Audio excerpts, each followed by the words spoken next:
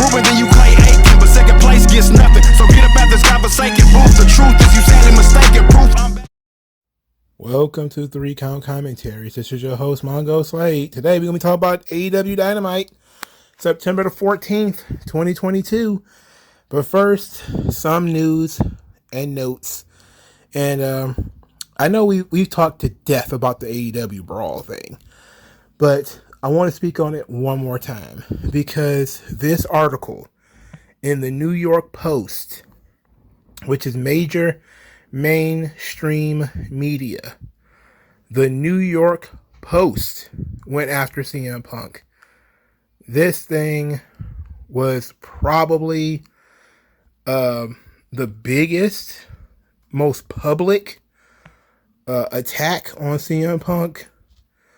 It is hilarious. It was written by a guy named Joseph Staszewski. Staszewski is Staszewski, some kind of Polish name. It was written September the 13th, published September the 13th. I'm not going to read the whole thing. It says, CM Punk got everything he wanted and tried to burn it to the ground in a press conference for the ages, only to take a torch to his legacy instead. All Elite Wrestling will survive and thrive long after Punk, if this is it for him. But can we say the same for the man himself in pro wrestling? Is this really how CM Punk wants to go out and be remembered?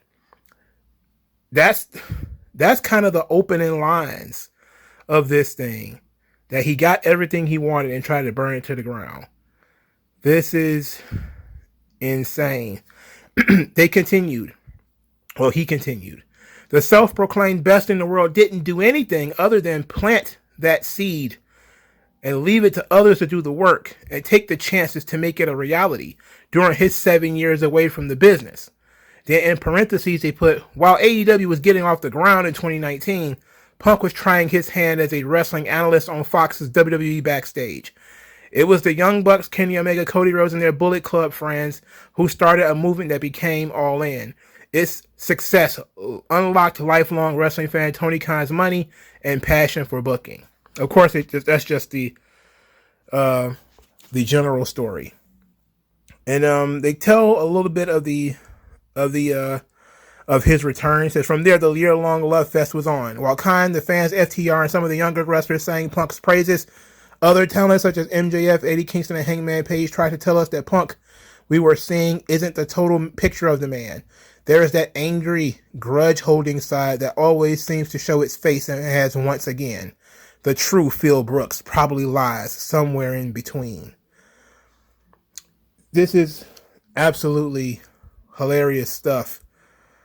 It is. Here is his response to the scrum. It says, Punk trashed the wrestling media, Cabana, the EVP's leadership, and claims we don't even know to be accurate. Punk's Page's professionalism and Khan's decision-making and booking by calling MJF and Hangman pricks. It came off as whiny, ungrateful, and downright mean. This is from the same man who said his locker room door is always open, and then didn't look to have this conversation behind closed doors. He embarrassed his boss and eviscerated members of the same locker room in which he was supposed to be a leader and mentor. Ooh. While I'm sure Punk had some sincere good intentions upon joining AEW, the quote voice of the voiceless reverted back to his old ways.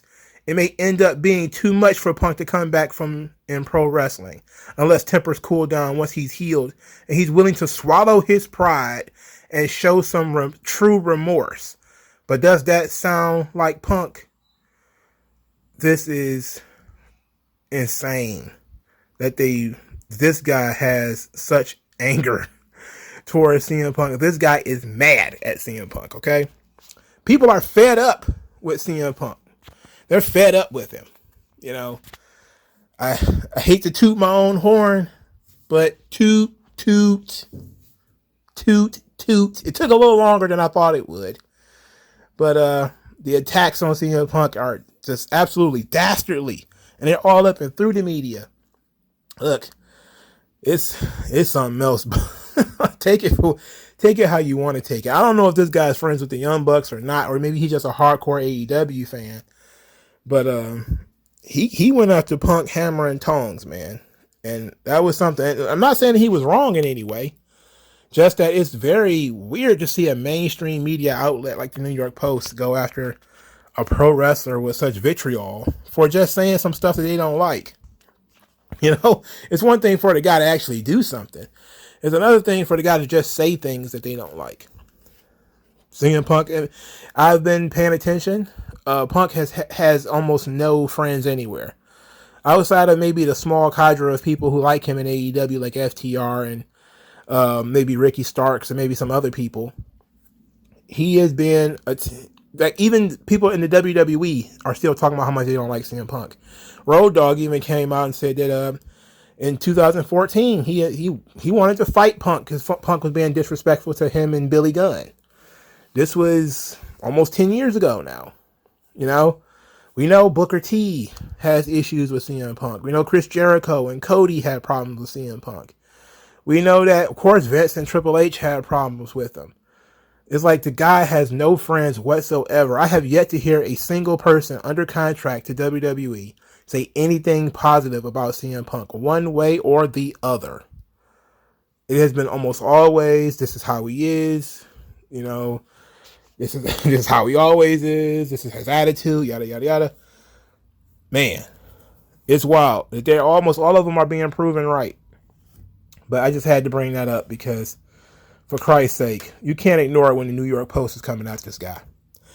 One last thing on the fight. Apparently, the suspensions for some people are up. Pat Buck and Brandon Cutler and a few others have had their suspensions lifted. Basically, if you had no direct involvement in the fight, your suspension has been lifted. Kenny Omega has skipped the country. He's gone to Japan to hang out with Kota Ibushi. So he's not even hanging around this country. He probably just got in his mind that he probably will not be back anytime soon. So he's just saying, screw it, I'm out of here, dog. The one last thing I want to discuss is not brawl related. You know, finally, we're not talking about that goddamn fight anymore. Is the Wardlow shirt. I know some people have not seen this. Hopefully I have downloaded it and remembered to put it on the screen. It says, "Pin me, War Daddy." That is the Wardlow shirt. Pin me, War Daddy. Who is this shirt for? Most of their audience is male. All right. The vast majority of AEW's audience is male. Who is this shirt for? It's this kind of corny, weirdo stuff that makes me uncomfortable. It makes me very uncomfortable. That's like when they had the best friend shirt and it was all pink and there was like pictures of them hugging and kissing and all this kind of stuff. I was very weirded out that a company that has a majority male fan base would put out a pink shirt with hearts and everything all over it. Like, this guy is supposed to be cool. This is supposed to be like your version of Batista. Like, you know, now it'd been one thing if it was, you know, advertised for women, which I would say at that point, okay, fine. But in today's modern world, you can't really advertise directly to women. You know, it has to be a unisex shirt. So I really question what kind of man would buy a Pin Me War Daddy shirt.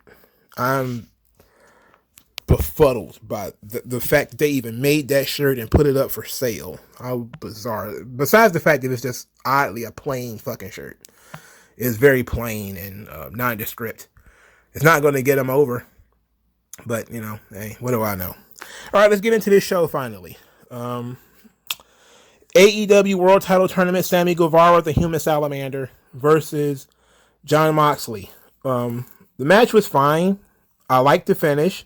The finish came with Sammy Guevara's GTH, or to go to hell or whatever, his flipping GTS, being countered into the Death Rider, which I actually liked. They did a spot where they were chopping each other in the middle of the ring, and Moxley stopped to lay down, basically take a nap during Sammy Guevara's chops. basically no selling him. Sammy Guevara did okay in this match. They did a spot where basically Ty Conti and Anna Jay was helping him. Didn't really do him any good. It just led to Ty Conti kicking Jon Moxley in the balls. But it wasn't much of a match, but it was nothing in it that I saw that was too offensive. The right guy won. Okay. At this point, William Regal was concerned about his ability to call Anna Jay and Tay Conti harlots. He wanted to call them harlots, but he was worried he was going to get in trouble for calling them that. I assure you, sir, you're not going to get any trouble over here. Over on 3 Count Commentaries, we absolutely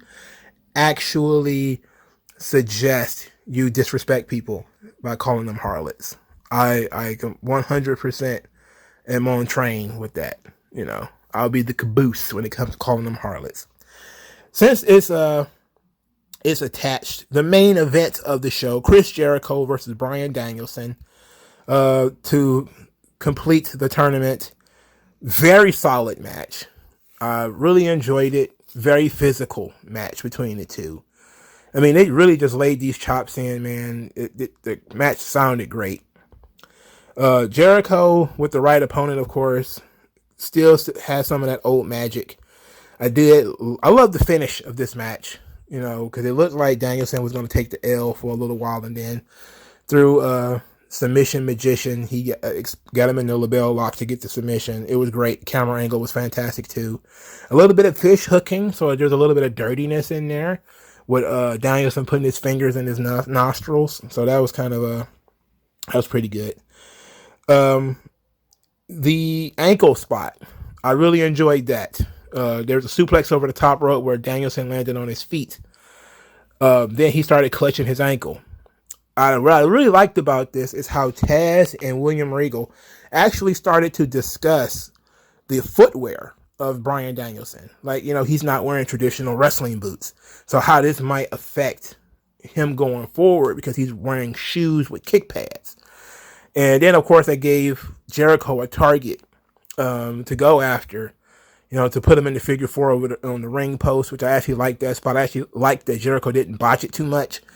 And it actually led into the finish because Jericho was utilizing that figure 4 when Danielson countered it into the label lock. So I genuinely enjoyed this match. Both of the tournament matches were perfectly fine. I enjoyed the finishes of this match. So Moxley versus Danielson is the main event of Grand Slam. They will be fighting each other for the world title. Of course, Danielson should win, right? Of course. We all know that Moxley was supposed to go on vacation during this time. But Danielson is just the best representative for AEW. I mean, the guy, just doesn't have any problems whatsoever. And just some of the stuff that, you know, Danielson thinks of and Danielson says. He did an interview with Sports Illustrated. And here's what some of the stuff that he said. He said, quote, "I tend to focus on what I can control and focus on the opportunities that present themselves whenever there is any type of disruption.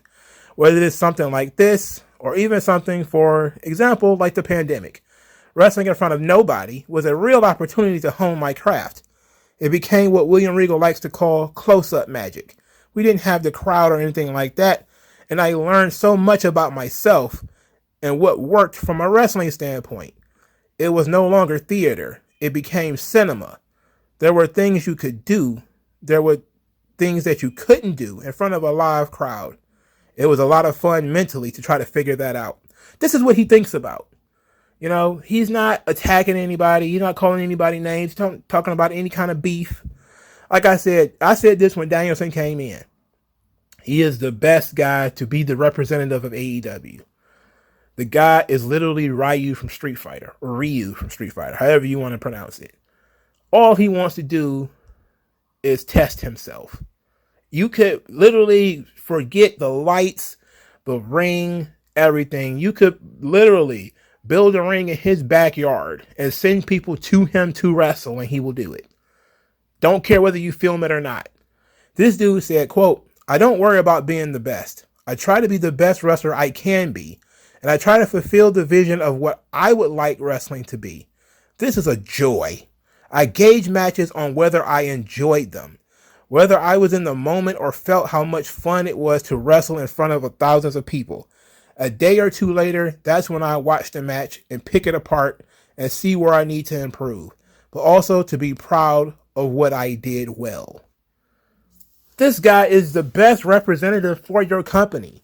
Why it had to take for things to implode for us to even get near him getting the world title is an absolute abortion. This guy, why isn't this guy the one doing the scrums? You know, like, I know he's not going to be as sensational as CM Punk, but for Christ's sake, he's a guy everybody knows. He actually did main event WrestleMania. He came to AEW fresh off WWE TV. He was super energized to be there. The crowd was super energized for him to be there. Now he's been there a year. He's taken a lot of stupid losses, and it takes for Omega and the Bucks and Punk and Cole all to be gone for him to get this opportunity. It makes no sense. None. You know, but at least he's in this position. Now we know Moxley again was supposed to be going on vacation. He's been sticking around because he's the kind of the MVP of AEW. He's kind of been like, you know, the good old patch. You know, they're not quite sure what to do. Go with Moxley. So that's what they're doing now. So having Moxley versus Danielson on TV is great. It reminds me a lot of the Survivor Series 2015, where Roman Reigns wrestled Dean Ambrose for the title, and Ambrose just kind of lost to his own teammate. It's about to happen again, you know. Moxley's about to go in there, have a pretty good match, and lose, and then go on vacation. So Danielson could now represent AEW in a way that the company truly needs at a time like this. Everybody loves Bryan Danielson. There's zero reason why you shouldn't put the belt on him. You know, even if you say, you know, Moxley is hot right now and MJF is feuding with, you know, he's kind of feuding with Moxley now, which is the only thing that tells me that perhaps Moxley will win, is that the MJF Moxley thing seems to be going on, which takes us back into the show. Because MJF came out and he cut a promo, and he said that the lack of fear in Moxley's eyes pisses him off, because MJF isn't the one playing a character. Moxley is. He read Moxley's book. He grew up poor. He was white trash. He was bullied, and that inside he's still that scared little boy who got his bike stolen. And he said the only difference is now you're old enough to drown your sorrows. Then he said that he beat his demons, which is, you know, he's glad that he called himself a demon and a devil, and he's going on with that stuff. And that he beat his disease. But he says bad things happen to people who get in MJF's way, and I'm the one demon that you can't slay. Not bad stuff from MJF. Not bad.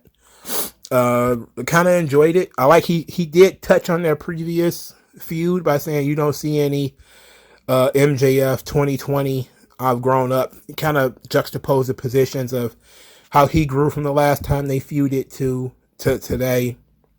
But, you know, Moxley is still playing a role. I'm like, okay, I don't mind that.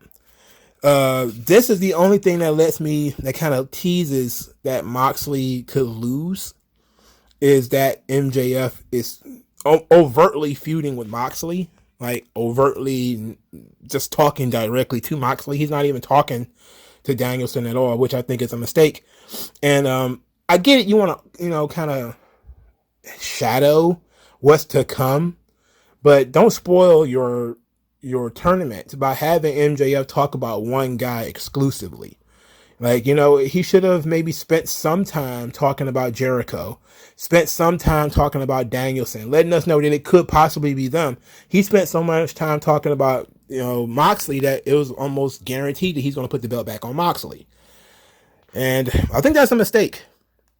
I think Danielson has to be the guy, but I don't know, man. Good old Patch It might just be too good of a patch for us to overlook. Maybe they just like, I don't know, because, Moxley did cut that promo the previous week.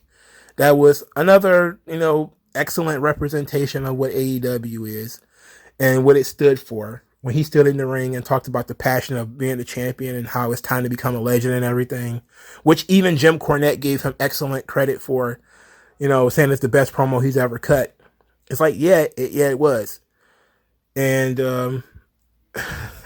so I started this whole thing saying that it's pretty obvious Danielson should win. But now I'm kind of leaning more towards Moxley, and I think it's a good thing. It's a good thing that I can't, get a good read on it. But I think you give it to Danielson because he's the best representative for your company. And there's nothing that Moxley can say or do that Danielson can also say or do. And he has a completely clean record, no rehabs, no beef with anybody. Wasn't supposed to be on vacation, all this kind of stuff. So go with Moxley. Go with Danielson.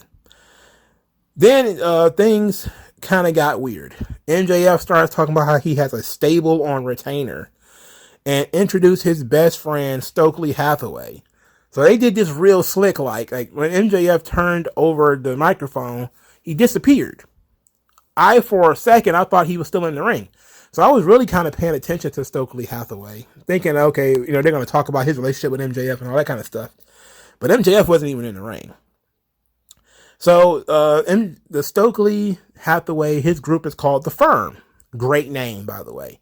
Excellent name. Thumbs up. It's a menagerie of bums with no ambition, though. Let's talk about that. Stokely said that MJF wanted to quit, but he talked to him and said that would be giving people what they want instead of getting him what he wants. And he said that they prayed and came up with a logical solution that everybody in this group is on retainer. When MJF doesn't need us, we go our own ways. So they're only a group when MJF needs them to be. Otherwise, everybody's a solo wrestler in this whole thing for their own purposes. It's an attempt to explain what this is. It's almost like they're the Sinister Six or something like we have our own individual gimmick and our own individual thing. But when MJF needs us, we come together to work this thing out. Okay. I'm going to critique this later. I'm going to talk about this a little bit later, but let's get into this promo. So, Stokely said that everybody wants something. He kind of explained himself and said that he's not a manager. He's not an accountant. He's not a helper. He's a friend. And that through power and connections, he can make anything happen. And everything that he's done up to this point has been a hustle. Obtaining gossip is what he's really about. It turns him on, obtaining information, essentially. Blackmail turns him on. I wouldn't say that in this company. People might get the wrong idea. Then he starts going down the line of all of the guys in the group and what they want. Then we started with William Morrissey, otherwise known as Big Cass.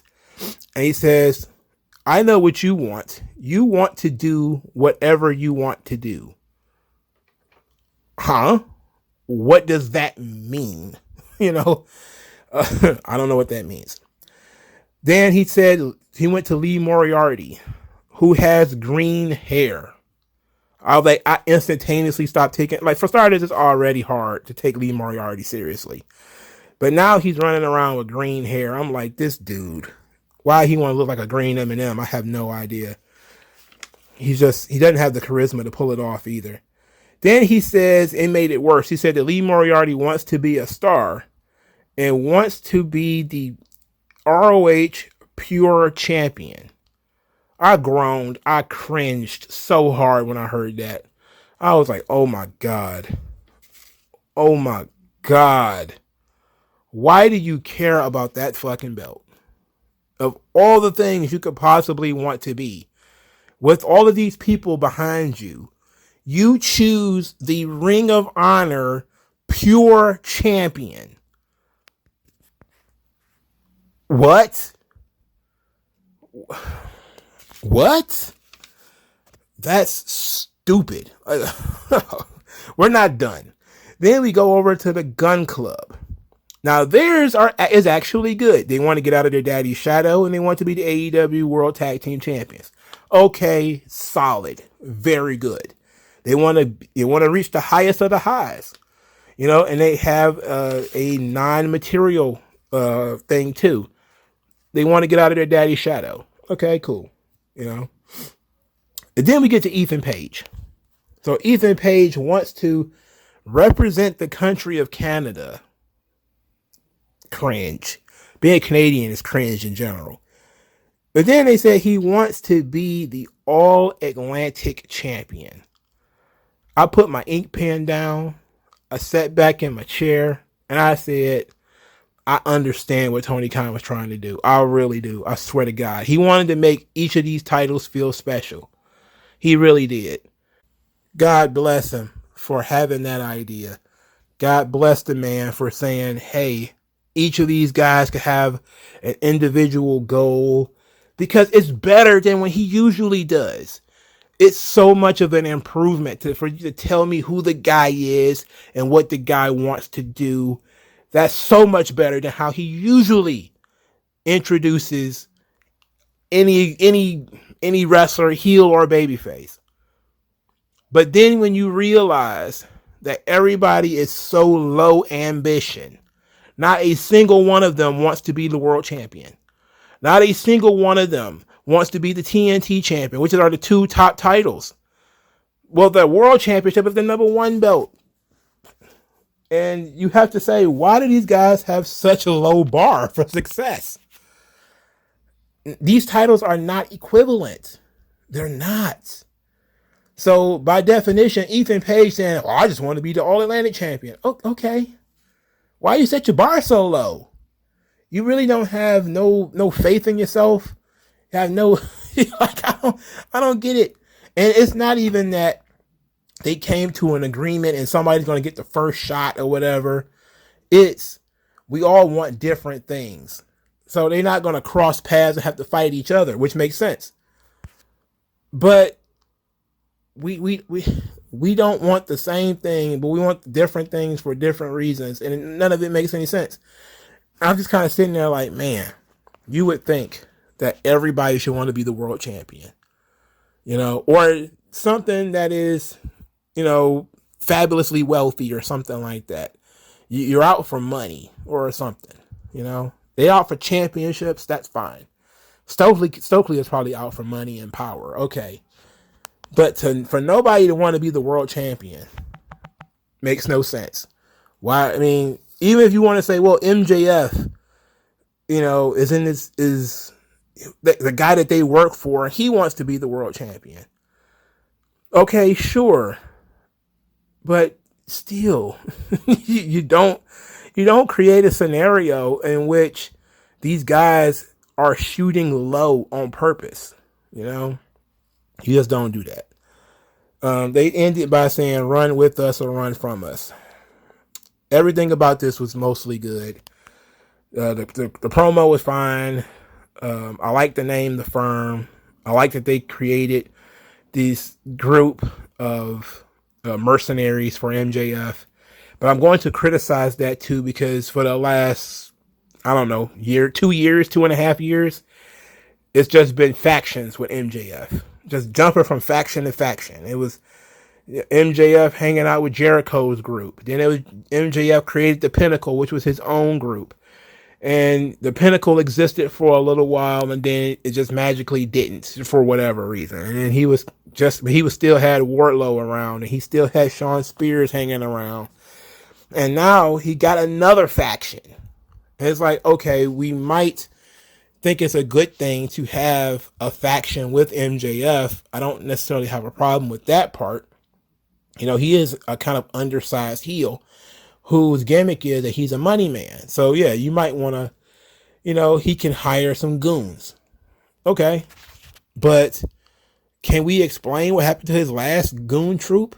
Like why he doesn't rock with FTR anymore? We didn't even get a solid reason why they don't hang out anymore. It just ended. It just ended. and it was just over. Like we're not even fully fleshing out the stories. He didn't feud with FTR. He feuded with Wardlow, and FTR didn't have anything to do with that feud.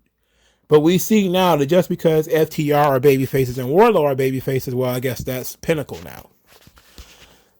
But I don't know, man. They keeping MJF in feuds. They keeping him in stables too. I don't know. But he technically not in this stable. Technically, this stable works for him. But I do have some logistical questions when it comes to the stable, such as why is this a stable on retainer? Like I don't know. I guess because it's not a brotherhood. It's just a group of guys that work for him. He's a kingpin now, or kind of a kingpin villain, where he's like the $1 million man. This is his corporation. Okay. I like the idea in general. But I think it sounds cooler on paper than it really will be. You know? That's just kind of how it feels to me. It feels like it's a cool thing on paper, but it won't be cool in execution. In any event. All right, moving on. Jungle Boy defeated Jay Lethal. I actually like the finish to this match too. Another figure 4 counter into the snare trap. This match was perfectly fine. I didn't have any problems with that. Jay Lethal losing to Jungle Boy didn't bother me at all. Jay Lethal has no credibility whatsoever, and Jungle Boy needed to bounce back from that embarrassing loss to Christian. So basically it came about because Jungle Boy had an open contract and Jay Lethal took it up for reasons unknown. They showed clips of Hook and Action Bronson working out. Said he's going to whoop 2.0's ass next week. And then they decided to throw that on Rampage. I don't know. I didn't get it.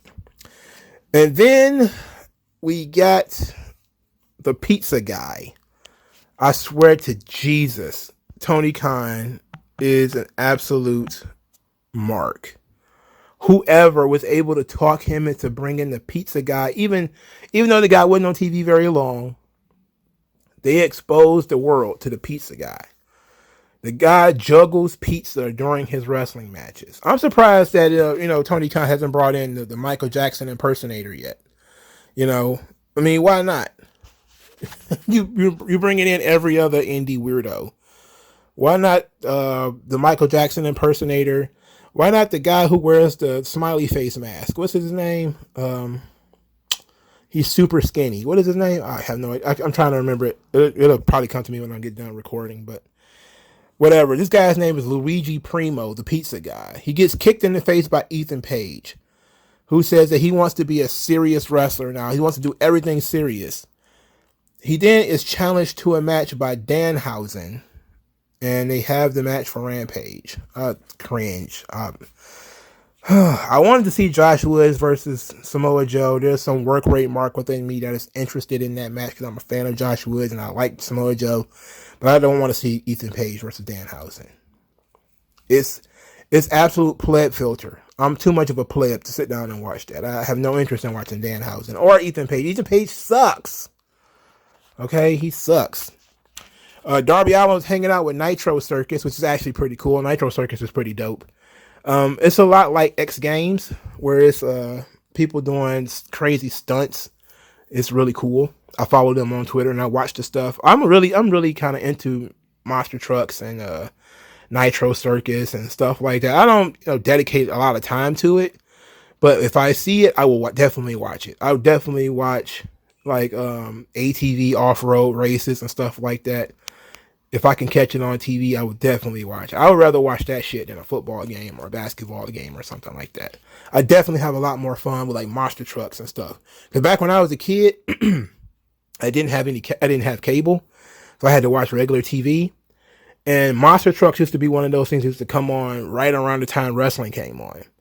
And so I was like, that was my block of time. I watched Superstars, I believe it was. And then I watched Monster Jam. They used to come on right afterwards. So I kind of grew up with it. And I'd never been to a monster truck rally, and I really want to go. So I'm probably going to go to the next one that comes to Detroit. So because that's my jam, dog. I love monster trucks. I had like monster trucks as a kid and everything too. It's a bomb. So I love like, and I when they started doing X Games like MTV and shit like that, I was really into it. I was one of the few people like who liked watching that kind of shit. It was just interesting to me. It was different from other sports. So I'm really into Nitro Circus and all the interesting tricks that they do. And Darby Allin's a perfect guy to be involved with that, you know. But he's outliving his best life, and Matt Hardy is applauding him and said he respects Darby and that he wants to claw his way back to the top. So he challenged Darby Allin to a match. Darby Allin, the same guy who just lost to Sammy Guevara. I have no interest in watching Matt Hardy wrestle. You know, you could put this on Dark or Dark Elevation or whatever. Matt Hardy is just, he's washed beyond belief. I mean, he washed so thoroughly, you know, I don't know. I mean, he's dead meat at this point. He's rotted flesh. So Powerhouse Hobbs defeated a jobber. Hobbs then says that Ricky Starks was tough. He spent 21 months grinding with him in the trenches, but it only took 4 minutes to beat him. So now they're on to a new chapter in the book of Hobbs. Ricky Starks very casually walked down the steps through the crowd. The crowd erupted when he came through. He then climbed over the barricades, juked the security guards, got in the ring, and started throwing hands with Hobbs. Hobbs, of course, fled, and we saw that he had his busted lip. So Ricky Starks got a little bit of a piece of him.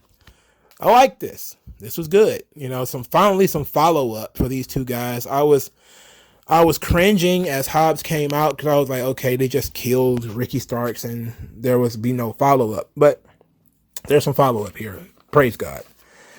Oh, praise Allah. All right. The fourth match. Lucha Bros versus Swerve and Lee for the AEW Tag Team Championships. This match felt like it came out of nowhere. Swerve and Lee is having their Aaliyah and Raquel Rodriguez title run where they're beating tag teams just to have some credibility to lose the belts because everybody knows they're going to lose the belts. The Lucha Brothers came out of nowhere. They're just kind of perennial opponents. This match featured Keith Lee taking another Canadian destroyer from some 5'6" Mexican. Makes no sense. They win, though. Of course he does. The Acclaimed came out there. Max Caster didn't rap. Instead, he called Swerve a nut hugger, aka a clout chaser of all his famous friends. Then said that they're going to win tag team championships, which I hope they do. Because Swerve and Lee, I may like both of those guys individually. Keith Lee, not so much anymore. But they don't need to be the tag team champions. They really don't. It should be the Acclaimed. So Pac was pretty upset about the loss. Wants to respect on the name of Death Triangle. He then got sneak attacked from behind by Orange Cassidy, who said he won't be double champ for long. I cringed at this too because the idea of Orange Cassidy being the All Atlantic champion, or these two guys wrestling again, just seemingly makes this cringe as hell to me. Cringe as hell. We told the story of Hikaru Shida being attacked by Britt Baker and Athena stepping in. Athena then cut another corny promo. She said she eats her apple a day to keep the DMD away. Couch pillows. I buried my head in couch pillows. I just burrowed like a small kid into the couch pillows. Like, oh my God, what the fuck? This is a grown woman. Anyway, Tony Storm said that Britt Baker is useless and she needs to go and continue apologizing to Jamie Hayter. And she's so useless that she's a dentist on the weekends, which I think could have been more brutal if Tony Storm had just a little bit more attitude. Just a little bit more. This led to a tag team match, Serena Deeb and Britt Baker versus Athena and Tony Storm. Tony was in there chopping Serena Deeb up. I mean, she'll have all kind of welts all over this girl. I'm pretty sure Deeb didn't mind it, but she went in there and beat the hell out of Serena Deeb. That was nice. The finish. Britt Baker has a chair. Reba distracts the ref. Deeb throws Tony Storm's head into the chair and then rolls her up. Tony Storm is the one who gets pinned. I was surprised by that. That was shocking. I thought it would lead to, okay, Deeb, I guess, is going to get the title match against Tony Storm at Grand Slam. That would make sense. Nope. They didn't do that. Well, they did. They did that kind of. Kind of. Athena kept the fight going afterwards because, of course, Britt Baker and her team cheated. She ended up getting overwhelmed and beat down. Britt Baker got the chair. Jamie Hayter ran down to the ring, took the chair from Britt Baker, and then hit Toni Storm with it twice. The announced team is yelling about how Britt Baker and Jamie Hayter aren't talking. They aren't on talking terms. And Britt Baker is, she's still trying to apologize to Jamie about, costing her the title. And nobody seems to really care that much about it. But it's a thing that they're trying to do here. So many people are upset that Toni was defeated and that she shouldn't be taking pins right now, which is true. She shouldn't be eating pins right now. But if they were just going to go with Serena Deeb versus Toni Storm for the match, that would have been fine, because they just did that in WWE, where they had Bianca Belair get pinned by Bayley. And so they were going to have the match is going to be Bayley versus Bianca Belair. Okay, cool. It's a good way of building up a contender for the championship, is for them to pin the champion in some kind of cheap fashion in a tag team match. But what they decided to do is to do a fatal 4-way match featuring all of the women that were in this match. So it's Toni Storm, Athena, Britt Baker, and Serena Deeb in a fatal 4-way match for the interim women's world title.